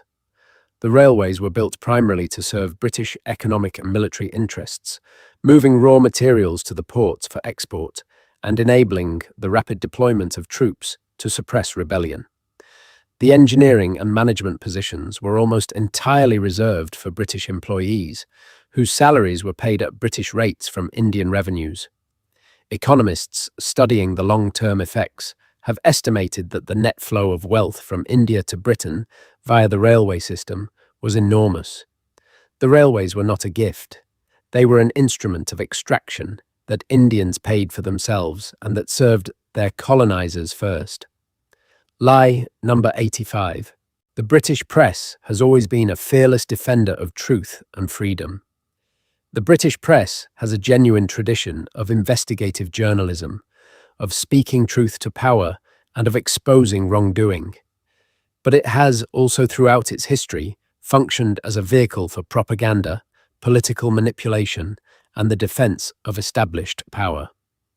The press lords of the early 20th century wielded their newspapers as instruments of direct political power, supporting or attacking politicians according to their own interests. Stanley Baldwin's famous description of the press barons seeking power without responsibility captured something real about how newspaper ownership has functioned in British political life. The tabloid press of the late 20th and early 21st centuries produced a culture of phone hacking, fabrication, and sustained campaigns of personal destruction, which came to light most publicly in the Leveson inquiry that began in 2011. British media has also for long periods consistently underrepresented the perspectives and concerns of the working class, of ethnic minorities, and of women. The tradition of a free press is genuinely important and worth defending, but it should not be confused with the tradition of impartial truth-telling. Lie number 86. The Stone of Destiny is the same stone on which Scottish kings were crowned. The Stone of Destiny, taken from Scotland by Edward I of England in 1296, was incorporated into the coronation chair at Westminster Abbey, where English and later British monarchs sat upon it during their coronation ceremonies for centuries. It was returned to Scotland in 1996 and is now kept in Edinburgh Castle, though it is still brought to Westminster for coronations. But a persistent Scottish tradition holds that the monks of Scone, forewarned of Edward's approach, substituted a plain block of sandstone for the real stone and hid the genuine article. The stone that Edward carried off to England, according to this tradition, was a decoy. Whether this story is true is impossible to establish with certainty. What is interesting is that it has been told and retold with evident satisfaction in Scotland for centuries. A small and enduring act of resistance in which the greatest prize of English conquest turns out to have been worthless all along. The historical truth may be unknowable, but the cultural life of the story tells its own tale about memory and identity. Line number 87. Nelson Mandela was always recognized as a heroic figure by the British government. Nelson Mandela is today one of the most universally admired political figures of the 20th century. And in Britain, his image adorns public spaces, his name given to parks and squares. But the British government's attitude toward Mandela and the African National Congress during the years of apartheid was considerably less admiring. Margaret Thatcher's government consistently opposed international sanctions against South Africa, arguing that sanctions would harm the black South African population. In 1987, a Conservative Party youth group produced a poster calling on people to hang Nelson Mandela, an image that embarrassed the party but reflected a real strand of opinion. Thatcher described the ANC as a typical terrorist organization in 1987, expressing a position consistent with her government's broader stance. The ANC remained on American terrorist watch lists until 2008. The process by which Mandela became a universally celebrated symbol of justice took decades and required a fundamental reassessment of which side of history those governments had been on. Lie number 88. The English longbow was an English invention. The longbow occupies a special place in English military mythology, associated with the yeoman archer and the great victories of Crécy and Agincourt. But the powerful self-bow had been used across northern Europe for thousands of years before medieval English armies adopted it. More significantly, the specific development of the war bow as an effective military weapon in the British Isles is most strongly associated not with England, but with Wales. Welsh archers, particularly from Gwent and the Forest of Dean, were using the longbow to devastating effect well before English armies adopted it on the same scale. The Welsh Wars of Edward I in the late 13th century gave English commanders direct experience of what skilled Welsh archers could do, and it was partly from Welsh military practice that the English learned the tactical use of massed archery that would characterize their armies in the Hundred Years' War. Welsh archers served in English armies throughout the medieval period, and their contribution to the victories, celebrated as English triumphs, was fundamental. Lie number 89. The Domesday Book was a straightforward census. The Domesday Book, compiled on the orders of William the Conqueror in 1086, is one of the most extraordinary administrative documents produced in medieval Europe. It surveyed the landholdings of England in such detail that nothing comparable was attempted again for centuries. But calling it a census is not quite accurate. It was not designed to count the population. Its primary purpose was fiscal and political. William needed to know who held land in England, what that land was worth, and what obligations its holders owed to the Crown. The result was a comprehensive snapshot of landholding and taxable value rather than a population record. Ordinary peasants, women, and the many categories of unfree agricultural workers appear in its pages largely as units of agricultural production attached to particular estates, rather than as individuals with their own histories. The book tells us an enormous amount about the structure of Norman England, but it was designed to serve the tax and governance needs of a conqueror, rather than to document the lives of the people living under him. Lie number 90. Britain has always been a Christian country. The description of Britain as a Christian country implies a continuity of religious identity stretching back to antiquity. But the history of religion in Britain is considerably more layered than this framing suggests. Before the Roman occupation, the inhabitants of Britain practiced forms of Celtic polytheism. Roman Britain was religiously diverse, with the official Roman pantheon coexisting with mystery religions, Mithraism, and eventually Christianity. The Anglo-Saxon migrations brought peoples with their own religious traditions, and the conversion of the Anglo-Saxons was a process that took generations. Viking settlements brought Norse religious culture. The medieval period was one of intense Christian faith, but also of complex local practices that blended Christian observance with older traditions. The Protestant Reformation fractured Christian unity in ways whose consequences lasted for centuries. And in modern Britain, significant non-Christian communities, Muslim, Hindu, Sikh, Jewish, Buddhist, and many others, are a long-established part of the country's religious landscape. Britain has a Christian history, but it has never been only Christian. Lie number 91. The penny black made communication immediately affordable for everyone. The penny black, issued on the 6th of May, 1840, was genuinely the world's first adhesive postage stamp, and its introduction as part of Rowland Hill's postal reform was a real innovation. Before 1840, postage was paid by the recipient rather than the sender, and the rates were complex and often expensive. Hill's reform simplified the system, introduced a uniform penny rate regardless of distance within Britain, and required prepayment by the sender. The improvement in accessibility was real, and the volume of mail sent in Britain increased substantially in the years following the reform. But immediate democratization was not quite as complete as the story sometimes implies. A penny in 1840 was not a negligible sum for the working class. A labouring man earning 10 shillings a week would think carefully before spending a penny on a letter, particularly when many families were illiterate. The expansion of cheap postal communication was a gradual process that depended on rising literacy rates and rising wages over the following decades. Lie number 92. The Great Reform Act of 1832 gave ordinary people the vote. The Great Reform Act of 1832 is one of those historical events whose title does a good deal of advance work on its own behalf. The act was genuinely significant.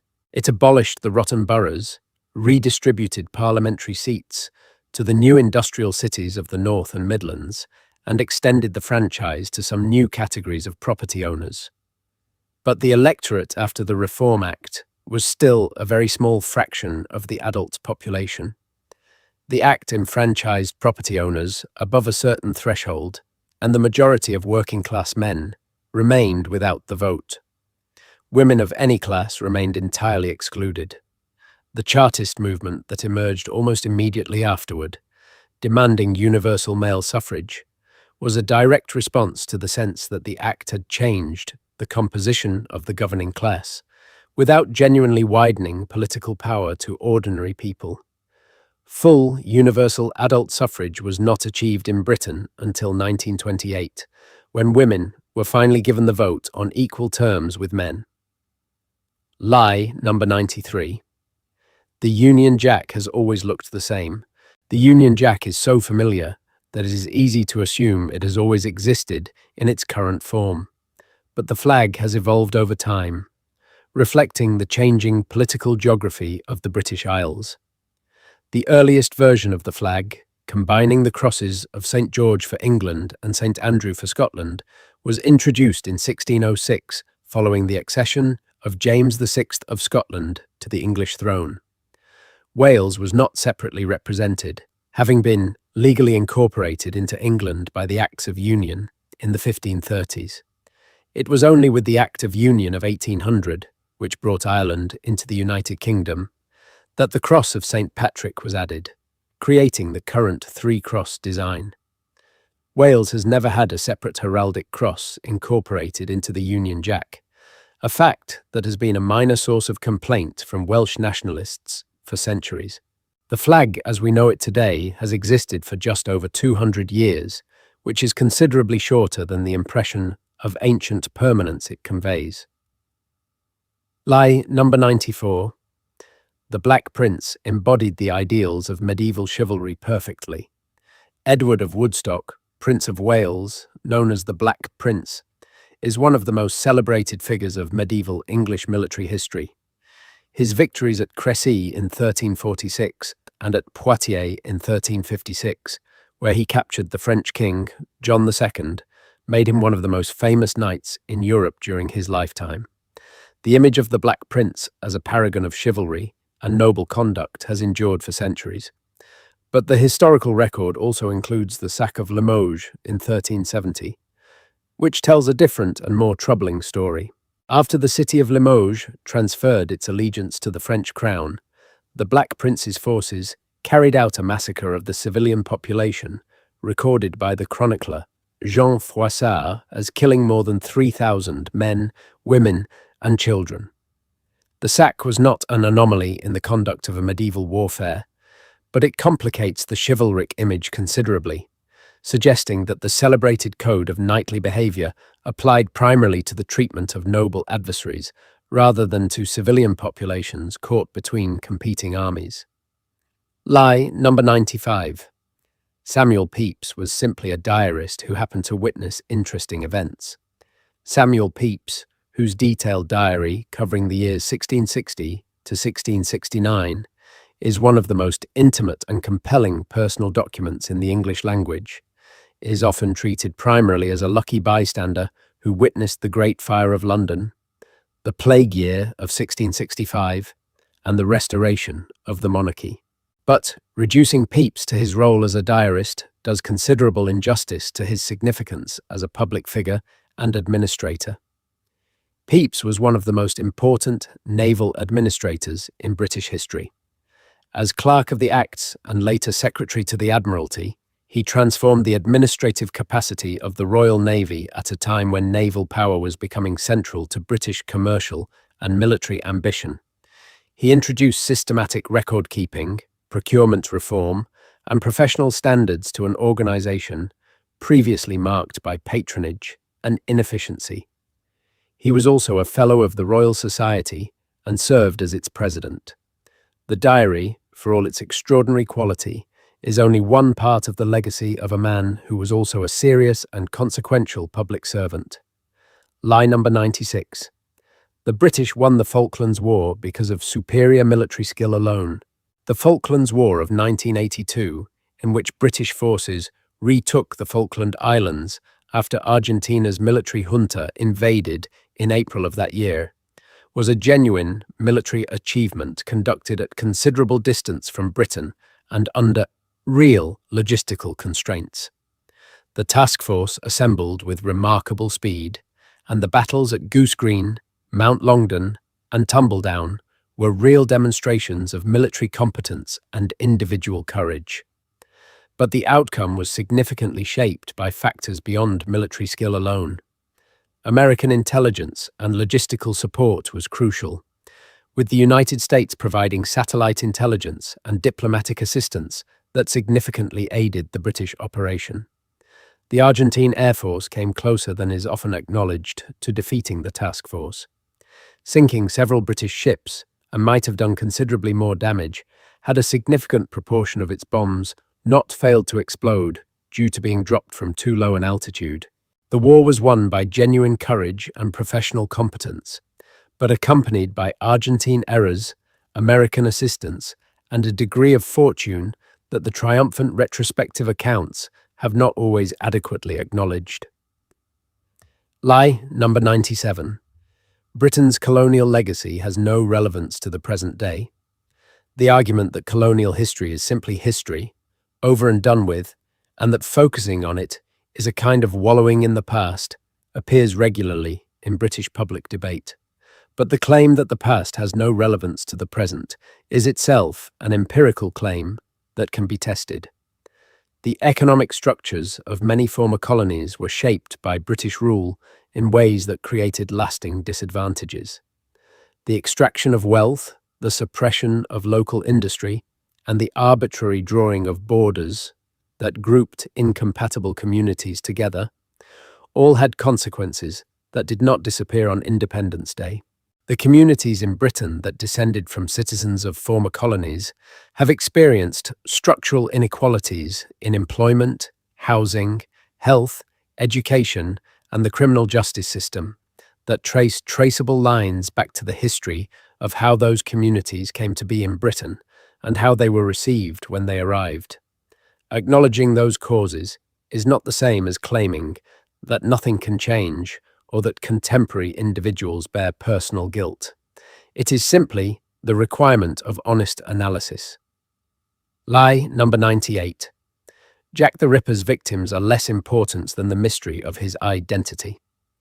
The 5 women murdered in the Whitechapel area of London in the autumn of 1888, the women whose deaths gave rise to the name Jack the Ripper, have for over a century been discussed primarily as context for a mystery about an unidentified killer. Their names, Mary Ann Nichols, Annie Chapman, Elizabeth Stride, Catherine Eddowes, and Mary Jane Kelly, are sometimes absent from accounts that spend thousands of words speculating about a murderer who was never identified. These were real women with real lives, families, hopes, and histories, who were killed in conditions of extreme poverty and vulnerability in one of the most deprived areas of Victorian London. The enormous cultural industry that has grown around the Ripper case, the tours, the books, the films, the documentaries, has tended to transform their deaths into a puzzle to be solved or a story to be sensationalized rather than a tragedy to be mourned. The way these women have been remembered, or more often not remembered, reflects something uncomfortable about whose lives a society considers worth examining carefully and whose are treated merely as the backdrop for someone else's drama. Tarikin, lie number 99. History is a collection of settled facts that experts agree upon. If this long and quiet journey through 98 contested stories has demonstrated anything, it may be this. History is not a fixed archive of established truths waiting to be memorized. It is a living discipline in which evidence is gathered, interpreted, challenged, and revised by generations of scholars, working across time, language, and culture. Almost every story in this conversation has been the subject of genuine historical debate, and the version offered here is not a final verdict, but a summary of where the weight of current scholarship appears to point, with the understanding that future researchers may find new evidence that requires further revision. For centuries, the history of Britain was written primarily by and for the educated, the wealthy, the male, and the English-speaking. The gradual broadening of the historical discipline to include the perspectives of women, the working class, the colonized, the enslaved, and the communities previously rendered invisible is ongoing work. And that work matters, not because it gives us a better set of facts to memorize, but because it gives us a more honest, more complete, and an ultimately more useful understanding of how the world we inhabit came to be shaped as it is. That understanding, held with curiosity and humility rather than certainty and closure, is what history at its best can offer. And so we arrive, very gently, at the end of our long journey through the quiet rooms of British history.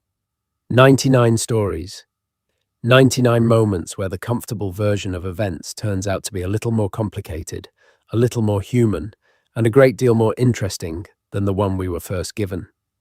History is not a fixed set of facts to be memorized and repeated. It is a conversation between the living and the dead, between the questions we ask today and the fragmentary answers the past has left behind. The stories we have visited tonight do not diminish the genuine achievements, the real courage or the authentic moments of grace that are also part of this long and complicated history. They simply ask that we hold all of it together, the beautiful and the difficult, the celebrated and the overlooked, with the kind of honest and generous attention that every human story deserves. Rest now. The questions will still be there in the morning, patient and interesting as ever, waiting for your curious, well-rested mind.